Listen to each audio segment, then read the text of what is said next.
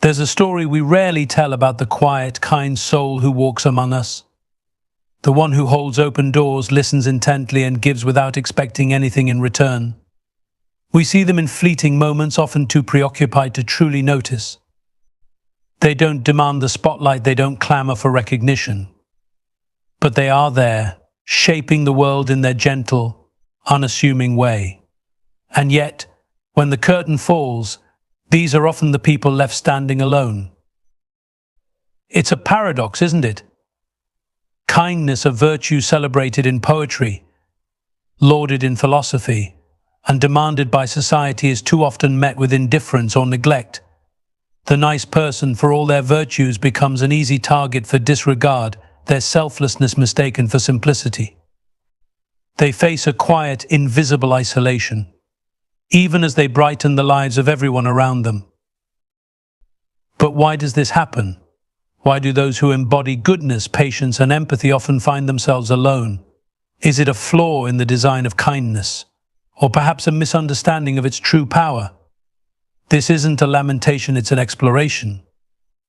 An unflinching look at why the nicest people, the ones who carry the world on their shoulders, are often left carrying it by themselves. Tonight we dive into this enigma. We'll unpack the hidden dynamics of kindness and loneliness, peeling back the layers of societal expectations, human nature, and the quiet strength it takes to remain kind in a world that doesn't always reciprocate. For in their solitude lies a story worth telling, a story of resilience, integrity, and, above all, the courage to remain kind. Kindness is not just a quality, it's a responsibility. It demands a kind of emotional labor that most people never stop to consider. Nice people carry this weight every single day, often silently. Their kindness is not a performance, not a strategy, it's an instinct, woven into their very being. But this instinct, as noble as it may be, often comes with an invisible burden. You see, to be kind is to open yourself to others, to their needs, their struggles, and their pain. Nice people absorb the emotions of those around them, often without realizing it. They become the shoulders to lean on, the ears to listen, and the hands that help. And while they do this willingly, it doesn't mean the cost isn't heavy.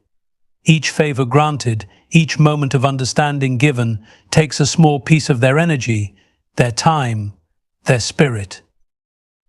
The world doesn't always reciprocate this kindness. For some, it becomes easy to lean on a kind person without ever giving anything back. People grow comfortable with their generosity, assuming it will always be there, as constant as the sunrise. But kindness, though abundant, is not infinite. It comes from a wellspring within, one that requires care and replenishment. When nice people give and give without receiving even the smallest token of appreciation, that well begins to run dry. And yet these individuals rarely voice their exhaustion. They don't want to appear selfish or ungrateful.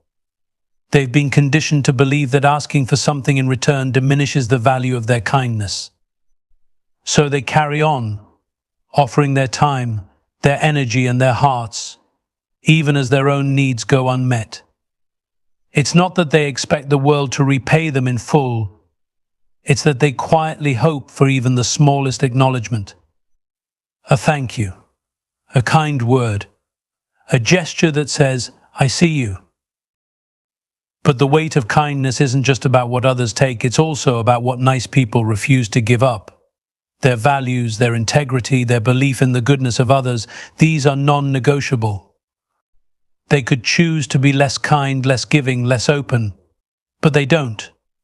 For them, kindness is not a transaction, it's a principle. They carry its weight willingly because they believe in its power to heal, to connect, to change the world in ways both small and profound.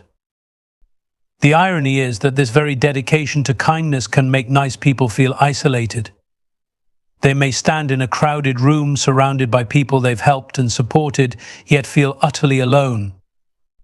It's not because others don't care, it's because those others often don't realize the depth of the kindness they've received. To them, it might seem effortless, as if nice people are simply built that way. But beneath the surface lies an incredible strength, one that few truly understand. To bear the weight of kindness is to live with a quiet, unshakable resolve. It's a commitment to be better, to do better, even when it feels like no one is watching, no one is listening. And while this weight can be heavy, it's also what makes nice people remarkable. It's what sets them apart.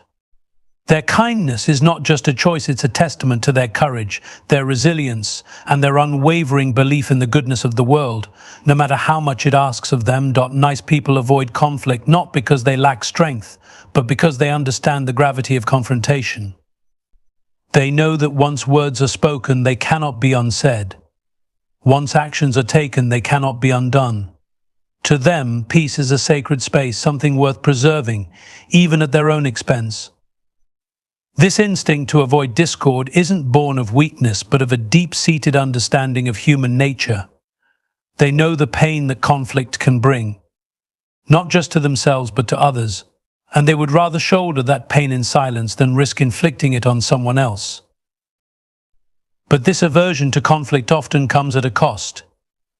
In their effort to maintain harmony, nice people frequently suppress their own needs, burying their emotions deep within themselves. They might smile through moments of frustration, nod in agreement when they truly feel otherwise, or quietly endure behaviors that others would challenge outright. This silent compromise, though noble in intention, can lead to a dangerous erosion of self. Over time, it becomes harder for them to draw boundaries, harder to say no, and harder to express their true feelings without a sense of guilt or fear of causing offense. There's a certain beauty in their restraint. Nice people possess an innate ability to empathize with others, to see the world through another's eyes, and to understand the motives behind actions that might otherwise provoke anger or frustration. But this gift of empathy can also be a double-edged sword. It makes them acutely aware of the potential fallout of any confrontation. They see not only the immediate consequences but also the ripple effects, how a sharp word or a heated argument might strain a relationship, deepen a wound, or alienate someone they care about. In their minds, the cost of speaking up often outweighs the benefit, and so they choose the quieter path. They adapt, they compromise, and they endure. Yet this avoidance of conflict can lead to unintended consequences. The people around them, accustomed to their accommodating nature, may begin to take their silence for granted. Their unspoken sacrifices may go unnoticed, their quiet endurance mistaken for indifference or passivity. In some cases, this dynamic can even embolden others to push boundaries, assuming that the nice person will always yield, always forgive, always absorb the impact without protest. What many fail to see is the inner turmoil this creates. Nice people feel the weight of unspoken words, the sting of unmet needs, and the frustration of being misunderstood. Their silence is not an absence of emotion, it is a decision, a choice to prioritize the greater good over their own comfort. But this choice often leaves them isolated, struggling to reconcile their desire for peace with their own unacknowledged pain. And yet, their avoidance of conflict is not a sign of resignation. It is a reflection of their values, their belief in kindness, their hope for understanding, and their commitment to maintaining connections. It is a strength, albeit one that is often misinterpreted. For while they may choose not to fight, it is not because they cannot, it is because they see the fight itself as a lesser path, one that risks damaging the very bonds they hold dear. The world could learn from nice people. Their reluctance to engage in conflict stems from a place of love, not fear. It is a testament to their unwavering belief in the power of patience and understanding. Yet, even they must learn to find balance to protect their own hearts while continuing to give freely of their kindness. For in finding that balance, they can transform their quiet strength into something truly extraordinary. Nice people walk a delicate line, offering their true selves in a world where authenticity is often a misunderstood commodity. To be nice is to be open to let down the walls that so many others use to shield their vulnerabilities. It is a conscious decision to show the world who you are, unfiltered and honest, even when it feels like the world prefers the carefully curated versions of others. But this transparency, this willingness to live authentically, can be both their greatest strength and their most misunderstood trait. Authenticity, for the nice person, is an act of courage. It's a refusal to wear masks or hide behind facades. They greet life with sincerity, offering their thoughts, emotions, and intentions without manipulation or pretense. But in doing so, they risk being seen as naive. Too often, the rawness of their honesty is misinterpreted as a lack of sophistication, as if their refusal to play the games of deceit diminishes their intelligence. In reality, it takes remarkable insight and fortitude to remain true to oneself in a world so adept at rewarding superficiality. This misunderstanding stems from a fundamental misconception that niceness, when paired with authenticity, is inherently weak. It's easy to see someone who is kind and genuine as pliable, as someone who can be pushed or molded to suit the desires of others.